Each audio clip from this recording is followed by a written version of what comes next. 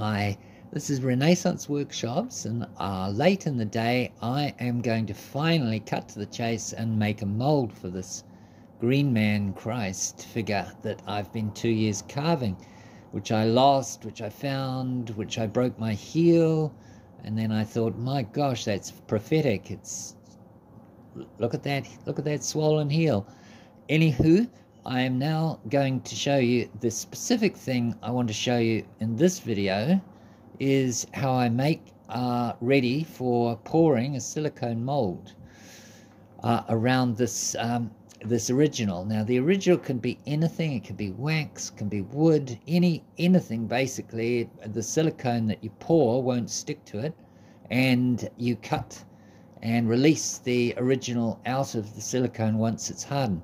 So I'm showing you how I make the a sort of dam or a container around my original with a sprue piece of wood there, tapered, sanded down and glued to a piece of plate glass. I have convenient circular ones, but you can just use a square of plate glass or glass. You know, this is 2mm. I'll show you what I use 2mm for in a second.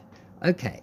So you can, with a smaller original, you could use something less rigid than glass, but for me, for my money, the safest way to get a really watertight, well, silicone tight seal and containment for the silicone, which will run. It runs like it seeps. Before it hardens, it just seeps through any little gap. It's like a little octopus getting through a gap under the glass. So here we have, I've previously made it up. This took me about, I just suppose a half an hour to cut, measure, and glue these 4 pieces, which are going to go over like this, over the original. And then I'm going to glue it with super glue, or CA glue as they call it. This is a convenient container that's that I discovered, and it's got lots in it, and they do tend to dry out, but there's ways. I actually have been starting to put some blue tack on the spout like that, and then putting the lid on. So one way or another, you make sure it's flowing, and I'll just check that actually, see if it drops. Yeah, you see, it starts to set in the spout. So it's got its quirks, and obviously you have to watch out that it doesn't run everywhere. I have once actually glued my fingers together in the OK sign like this, and I actually cut them apart with a knife. But anyway. So here we are. We've got some CA glue. I'll just check that I've managed to get it running. No, I have not. So I will cut it a little bit more. And there we go. It's running. Okay. Now I'm going to just run over the cutting of the glass, which is 2mm glass is excellent for this. So the stuff you put in picture frames. And I've got a set square like this, and I basically measure the pieces to fit, not too close, because you need some clearance. I guess I've got about 1 centimeter of clearance all around it, all around the original. The less clearance, the weaker the silicone is, but the less you have to use, and it's expensive stuff. So I'm going to just demonstrate cutting. Say I'm measuring this. I've measured it. This one was 35mm here and 80mm there. So I'll just demonstrate just cutting the glass with a square like this, and then getting a fine glass cutter that's got a very small fine wheel. Carbide. This one is a Star, but there's Toyo, there's various good ones that that you can use. So you put the thing against it, the cutter, and pressing firmly, you do that, and then it cuts. It just snaps pretty well just by hand, you know, without any real effort.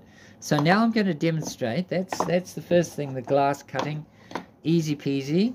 And of course glass is rigid, and I stuffed up on that edge, but I wandered off the thing. But with practice you can just go along with a ruler very easily. So a thick ruler is better, even one like this, because it's the side of the glass cutter can run along it more reliably than with a thin cutter, because it can sort of go off the edge.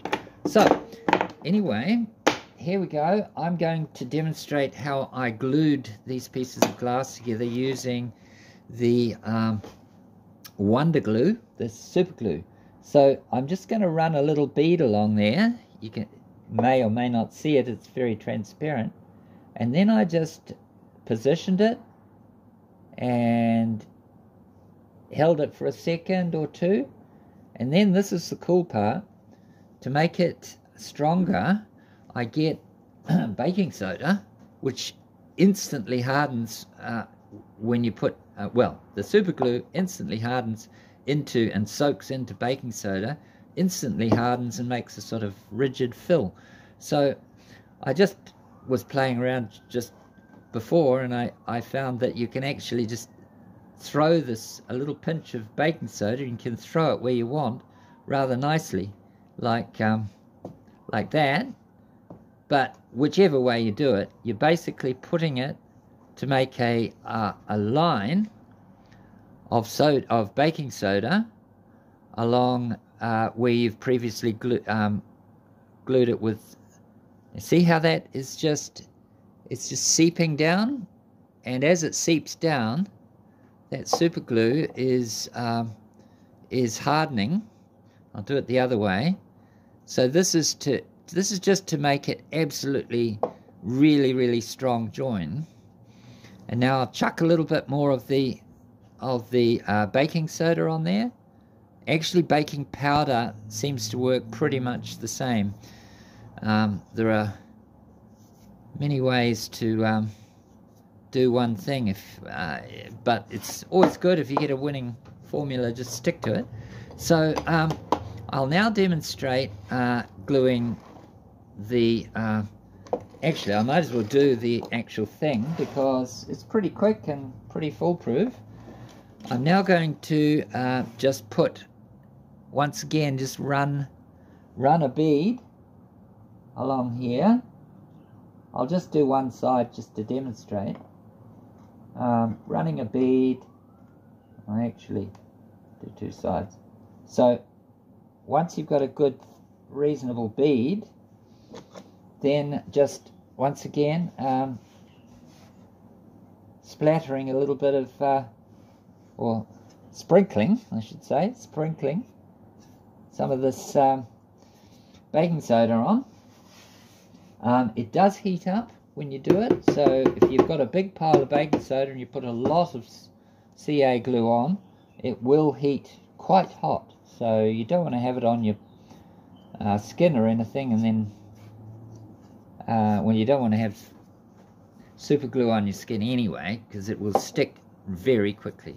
So there we go, and we have one bead, absolutely really strong and ready to go, unless I might just do one last little thing, belt and braces, just to make totally sure, because there's quite a lot of pressure once you pour.